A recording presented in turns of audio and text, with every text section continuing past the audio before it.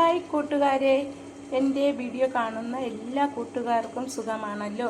ഞാനിന്നിവിടെ ഒരു മത്തി പുളിയും മുളകും വെച്ച കറിയാണ് തയ്യാറാക്കുന്നത്.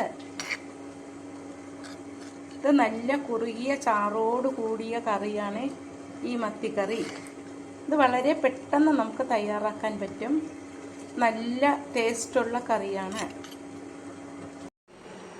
മത്തിച്ചാള പുളിയും മുളകും വെക്കാനായിട്ട് ഒരു ചട്ടി ചൂടാകുമ്പോൾ അതിലേക്ക് നമുക്ക് 2 സ്പൂൺ വെളിച്ചെണ്ണ ഒഴിച്ചു കൊടുക്കാം. 2 സ്പൂൺ വെളിച്ചെണ്ണയാണ് ഒഴിച്ചു കൊടുത്തത്. വെളിച്ചെണ്ണ ചൂടാകുമ്പോൾ നമുക്കതിലേക്ക് 1/2 സ്പൂൺ കടുക് ഇട്ട് കൊടുക്കാം. കടുക് പൊട്ടുമ്പോൾ അതിലേക്ക് 2 വറ്റൽമുളക് പിച്ചിയിടാം.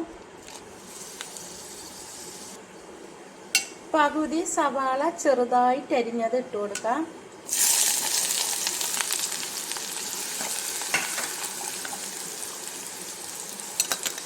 മൂന്ന് പച്ചമുളക് നീളത്തിനരിഞ്ഞതിടാം.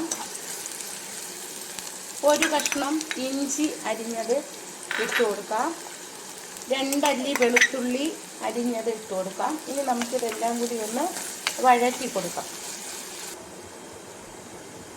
ഉള്ളിയെല്ലാം വഴണ്ട് വരുന്നുണ്ട്. ബ്രൗൺ നിറമൊന്നും ആകണ്ട. ഇതിലേക്ക് നമുക്ക് ഒരു ടൊമാറ്റോ അരിഞ്ഞത് ചേർത്ത് കൊടുക്കാം.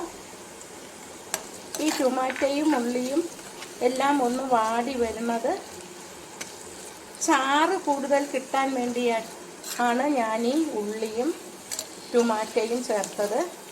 അപ്പോൾ കറിക്ക് നല്ല ടേസ്റ്റും കിട്ടും, ചാറും കൂടുതൽ കിട്ടും. ഉള്ളിയും ടൊമാറ്റോയും ഒക്കെ വാടി വന്നു. ഇതിലേക്ക് നമുക്കൊരു 1/4 സ്പൂൺ മഞ്ഞൾപ്പൊടി ഇട്ട് കൊടുക്കാം. മത്തിച്ചാള ആയതുകൊണ്ട് ഒരു 1/2 സ്പൂൺ കുരുമുളക് പൊടി ചേർക്കാം. കുരുമുളക് പൊടി ഇഷ്ടമില്ലെങ്കിൽ ചേർക്കണ്ട. ഞാനിവിടെ 1/2 സ്പൂൺ ചേർത്തിട്ടുണ്ട്. ഇതിലേക്ക് നമുക്കൊരു 2 സ്പൂൺ മുളക് പൊടി ചേർത്ത് കൊടുക്കാം. എന്നിട്ട് നമുക്കിതൊന്ന് ഇളക്കി കൊടുക്കാം.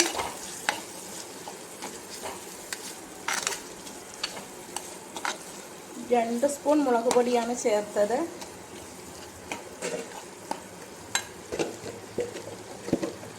ഇതിലേക്ക് നമുക്കൊരു 1/4 സ്പൂൺ മല്ലിപ്പൊടി ചേർത്ത് കൊടുക്കാം. മുളക് പൊടിയുടെ പകുതി മതിയാകും മല്ലിപ്പൊടി മീൻ കറിക്ക് ചേർക്കുന്നത്. ഇനി ഇത്തിരി നേരം ഇതൊന്ന് വഴറ്റി കൊടുക്കാം. ഞാനിവിടെ വറുക്കാത്ത മുളക് പൊടിയും മല്ലിപ്പൊടിയുമാണ് ഇതിലേക്ക് ചേർത്തത്. അതിൻ്റെ പച്ച മണമൊക്കെ ഒന്ന് മാറി വരുമ്പോൾ ഇതിലേക്ക് നമുക്ക് പുളി പിഴിഞ്ഞ് ഒഴിച്ചു കൊടുക്കാം. ഒരു വലിയ നെല്ലിക്ക വലിപ്പത്തിൻ്റെ പുളിയാണ് ഞാൻ എടുത്തത്. അത് നമുക്കിതിലേക്ക് പിഴിഞ്ഞ് ഒഴിച്ചു കൊടുക്കാം. പുളി പിഴിഞ്ഞെടുത്തു. നമുക്കിനി അത് ഈ കൂട്ടിലേക്ക് ഒഴിച്ചു കൊടുക്കാം. പുളിയും മുളകും ആയതുകൊണ്ട് നല്ല എരിവും പുളിവുമൊക്കെ ഈ ചാളക്കറിക്ക് വേണം. പുളിവെള്ളം ഒഴിച്ച് നമുക്കിതൊന്ന് നല്ലതുപോലെ ഇളക്കി കൊടുക്കാം. ഇതിലേക്ക് ഒരു 1/2 സ്പൂൺ ഉപ്പ് പൊടി ചേർത്ത് കൊടുക്കാം. എന്നിട്ട് നമുക്കിതൊന്ന് മിക്സ് ചെയ്ത് കൊടുക്കാം. ഉപ്പ് കൂടി പോവരുത്, ആവശ്യത്തിന് ഒഴിച്ചാൽ മതിയാകും. പുളി പിഴിഞ്ഞതിൻ്റെ ബാക്കി കുറച്ച് വെള്ളം കൂടി ചേർത്ത് കൊടുക്കാം. ഇത് തിളയ്ക്കുമ്പോൾ നമുക്കിതിലേക്ക് മീൻ ഇട്ട് കൊടുക്കാം. മീനിൻ്റെ കൂട്ട് തിളച്ച് വന്ന് ഇതിലേക്ക് നമുക്ക് 2 കൊത്ത് കറിവേപ്പില ഇടാം. ഇനി ഇതിലേക്ക് മീൻ കഷ്ണം ഇട്ട് കൊടുക്കാം. മത്തി നെയ്ച്ചാളയാണ് ഇത്. നമുക്ക് ആ കൂട്ടിലേക്ക് ഇട്ട് കൊടുക്കാം.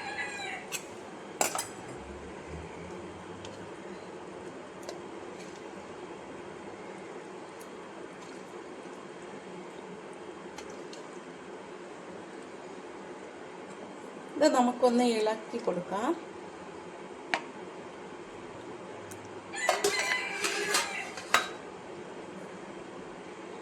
മത്തിക്ക് ഓരോ നാട്ടിലും ഓരോരോ പേരുകളാണ്.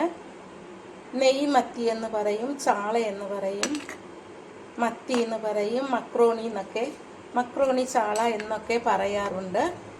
ഇത് ഒരു അടപ്പ് വെച്ച് നമുക്കിത് വേവിച്ചെടുക്കാം. മീന് തിളച്ചോന്ന് നോക്കാം. നല്ലതുപോലെ തിളച്ച് വരുന്നുണ്ട്. ഇതൊരു നാടൻ മീൻ കറിയാണ്. നമുക്കിതൊന്ന് കറക്കി വെച്ച് കൊടുക്കാം.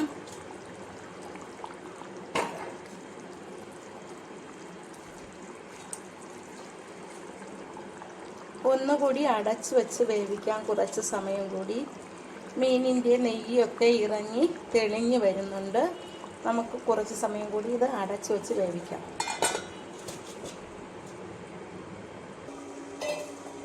മീൻ കറി തുറന്ന് നോക്കിയിട്ട് നമുക്ക് ഇതൊന്ന് കറക്കി വെച്ച് കൊടുക്കാം.